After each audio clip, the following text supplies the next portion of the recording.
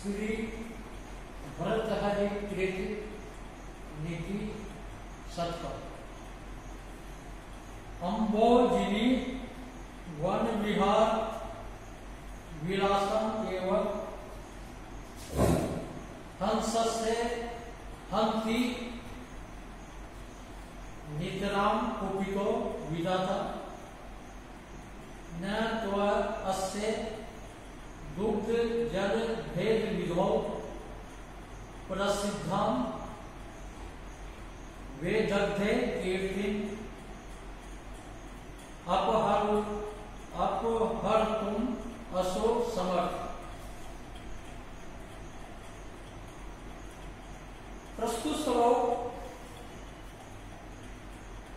कवि भरतरी रचित नीति सत्कर्म से लिया गया है। कोई भी शासक किसी भी विद्वान की विद्वता को नहीं छीन सकता। इसको स्पष्ट करते हुए हंस के उदाहरण के द्वारा महाकवि भरत जी ने बताया है कि कोई भी शासक या राजा किसी भी विद्वान की विद्वता को नहीं छीन सकता। विधाता कुपित हंसस्य अम्भोजिनी वन विहार विलासम एवं नितराम हंति। विधाता कुपित होते हुए कमल वन में विहार क्रीड़ा को पूरी तरह से नष्ट कर सकता है। विधाता कुपित हंसस्य अम्भोजिनी वन विहार विलासम एवं नितराम हंति।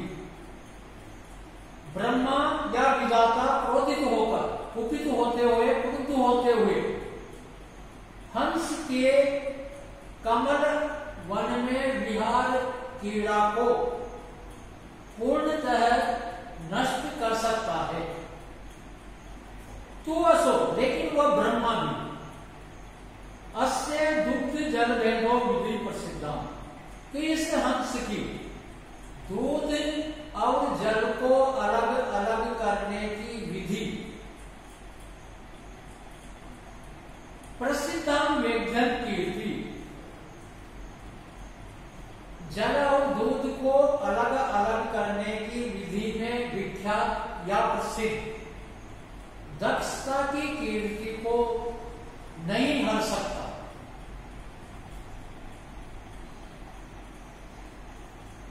तो प्रस्तुत पद्य में कवि भरतरी ने बताया है कि कोई भी शासक विद्वान लोगों की विद्वता को नहीं छीन सकता। यहां हंस के उदाहरण के द्वारा स्पष्ट किया है कि विधाता कुपित हंसस्य अम्भोजिनी विहार विलासम एवं निद्राम आती कि ब्रह्मा के नाराज हो जाने पर या क्रुद्ध हो जाने पर कुपित हो जाने पर हंस के कमल वन में विहार क्रीड़ा को ही पूरी तरह रोक सकता है, क्योंकि हंस ब्रह्मा के आश्रित है। यदि मान लो हंस से ब्रह्मा रुष्ट हो जाए तो हंस की जो कमल वन में विहार क्रीड़ा को विधाता ब्रह्मा पूर्णतः रोक सकता है। लेकिन तुअसो से दुग्ध जल भेद विधि प्रसिद्ध, लेकिन वह ब्रह्मा भी इस हंस की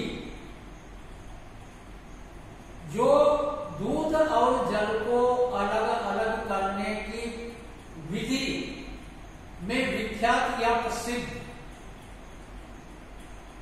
दक्षता की कीर्ति को अपहरण न समर्थक विधाता भी नहीं छीन सकता। यदि कोई भी शासक वर्ग विद्वानों या कवि से नाराज हो जाता है तो उनको आदर, सम्मान, धन आदि संपत्ति की उसके द्वारा, शासक वर्ग के द्वारा छीनी जा सकती है, लेकिन उसकी जो विद्वान की विद्वता जो शक्ति है, कवित्व शक्ति है, उसको चाह कर भी राजा नहीं छीन सकता। जिस प्रकार से हंस की जल और दूध को अलग अलग करने में जो दक्षता या कीर्ति उसको प्राप्त है, क्योंकि दूध और जल को अलग अलग करने की जो उसमें गुण है वो जन्मजात ही होता है। इस वजह से चाहकर भी विधाता उससे नहीं छीन सकता। उसी प्रकार कोई भी शासक विद्वान की जो विद्वता को नहीं छीन सकता। प्रस्तुत श्लोक में वसंत तिल का छंद है और वसंत तिल का छंद का लक्षण है गुप्ता वसंत तिल का तबजा योग। वसंत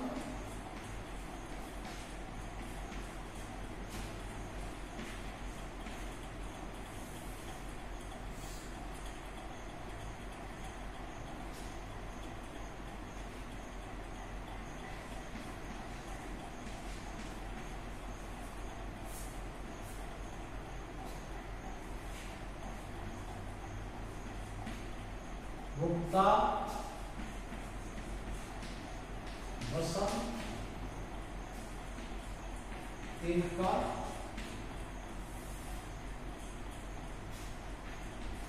तबजा जगो ग।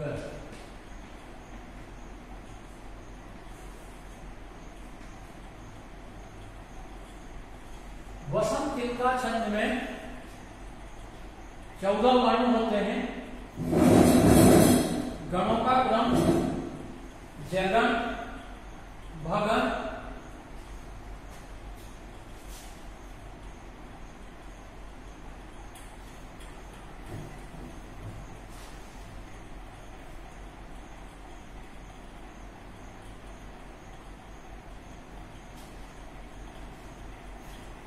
वसंत तिल का छंद में 14 वर्ण होते हैं। गणों का क्रम तगन, भगन, जगन, जगन और अंत में 2 गुरु होते हैं।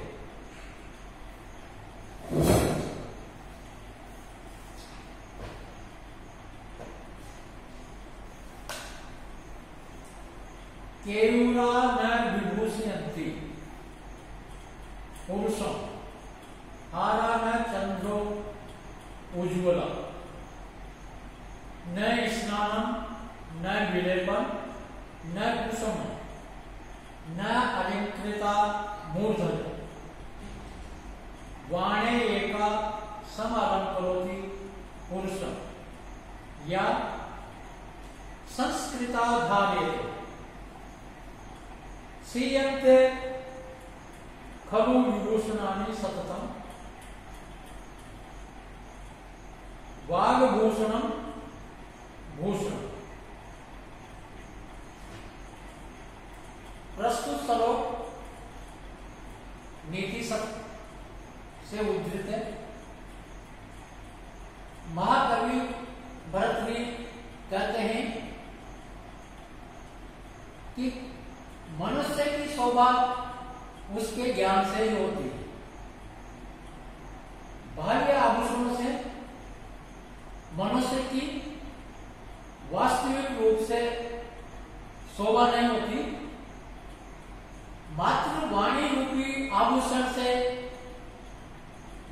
मनुष्य की शोभा होती है। इसी बात को स्पष्ट करते हुए कवि कहते हैं केयूरा पुरुष न विभूषयन्ति। भुजबंद पुरुष को अलंकृत नहीं करता। केयूरा पुरुष न विभूषयन्ति। भुजबंद पुरुष को अलंकृत नहीं करता। न चंद्रो उज्ज्वला हार, और न ही चंद्रमा के समान चमकीले हार के द्वारा भी मनुष्य की शोभा नहीं होती। न स्नान, और स्नान आदि के द्वारा भी मनुष्य की शोभा नहीं होती। न विलेपन, और न ही चंदन आदि या सुगंधित द्रव्यों के लेप से मनुष्य की शोभा नहीं होती। न पुष्पों, और न ही फूलों और मालाओं के द्वारा मनुष्य की शोभा होती। न अलंकृता मूर्धजा, सजाए हुए केशों के द्वारा भी, सजाए हुए केश भी मनुष्य को अलंकृत नहीं करते। एका वाणी पुरुषम सम अलंकृति, एक वाणी ही पुरुष को अच्छी प्रकार से अलंकृत करती है। एक वाणी ही मनुष्य को अच्छी प्रकार से अलंकृत करती है। या संस्कृताधारित है, जो कि संस्कार युक्त धारण की जाती है। भूषणानि खलु सीयन्ते, के अन्य आभूषण तो नष्ट हो जाते हैं। खलु भूषणानि खलु सीयन्ते, के अन्य आभूषण तो नष्ट हो जाते हैं, किंतु वाग भूषणम सततम भूषणम भवति, किंतु वाणी रूपी आभूषण तो निरंतर या शाश्वत आभूषण ही रहता है। यहां पर भरत भी बता रहे हैं कि जितने भी बाह्य आभूषण हैं उनसे मनुष्य की शोभा नहीं होती। बाह्य आभूषण मनुष्य को अलंकृत नहीं करते। बाह्य भौतिक आभूषण तो नष्ट हो जाते हैं, लेकिन जो ज्ञान रूपी आभूषण है, वाणी रूपी आभूषण है, वह निरंतर ही आभूषण बना रहता है। यहां पर वाणी रूपी आभूषण की महत्ता बताते हुए अन्य आभूषणों की क्षणभंगुरता बताते हुए कवि कहते हैं कि केवल न विभूषयन्ति, कि भुजबंद से मनुष्य की शोभा नहीं होती। हाथ में भुजबंद बांध लेने से पुरुष अलंकृत नहीं होता। हारा में चंद्र उज्ज्वला, और चंद्रमा के समान चमकीला हार पहनने से भी मनुष्य की शोभा नहीं होती। न स्नानम न, और न ही स्नान आदि से मनुष्य की शोभा होती। न विलेपन, चंदन आदि के लेप से या सुगंधित द्रव्यों के लेप से भी मनुष्य की शोभा नहीं होती। पुष्प न पुष्प, पुष्प और मालाओं से भी मनुष्य अलंकृत नहीं होता। न अलंकृता मूर्धजा, और सजाए हुए केशों से केश भी मनुष्य को अलंकृत नहीं करते। वाणी एका सम अलंकृति पुरुष, पुरुष को एक वाणी ही पुरुष को अच्छी प्रकार से अलंकृत करती है। एका वाणी पुरुषम सम अलंकरोति, एक वाणी ही पुरुष को अच्छी तरह से अलंकृत करती है। यह संस्कृता धारते, जो संस्कार युक्त धारण की जाती है। भूषणानि खलु सीयन्ते, अन्य आभूषण तो नष्ट हो जाते हैं, जैसे भुजबंद है, हार है, फूल, स्नान, सजाए हुए केश, या जो भी बाह्य आभूषण है वो तो नष्ट हो जाते हैं। वाग्भूषणम सत्यम भूषणम भवति, लेकिन वाणी रूपी आभूषण को निरंतर आभूषण ही देता है। प्रस्तुत पद्य में बाह्य या भौतिक आभूषण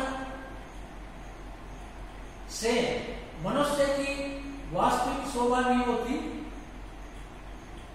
वाणी रूपी आभूषण से ही मनुष्य की वास्तविक शोभा होती है। वाणी ही पुरुष को अच्छे प्रकार से अलंकृत करती है, जो कि वह वाणी संस्कार युक्त धारण की जाती है। प्रस्तुत पद्य में सार्वजन विकृत छंद है। सार्वजन विकृत छंद का लक्षण है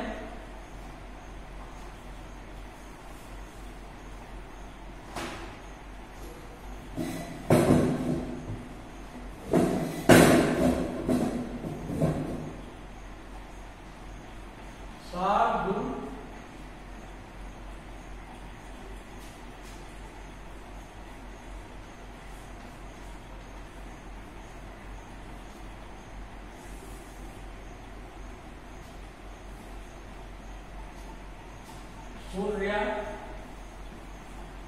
हस्वे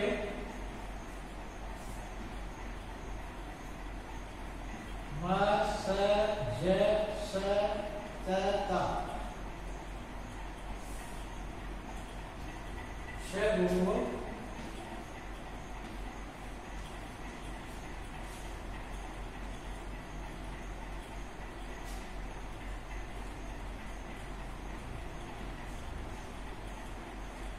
सार्वजन विक्रीडितम,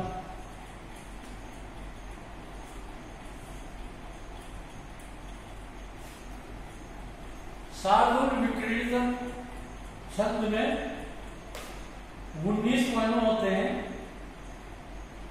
चारों चरणों में गणों का क्रम मगन, सगन, जगन, सगन, तगन, तगन, और अंत में 2 ग्रुप होते हैं। सार्वजन विकृत छंद में 12 और 7 पर यति होती है।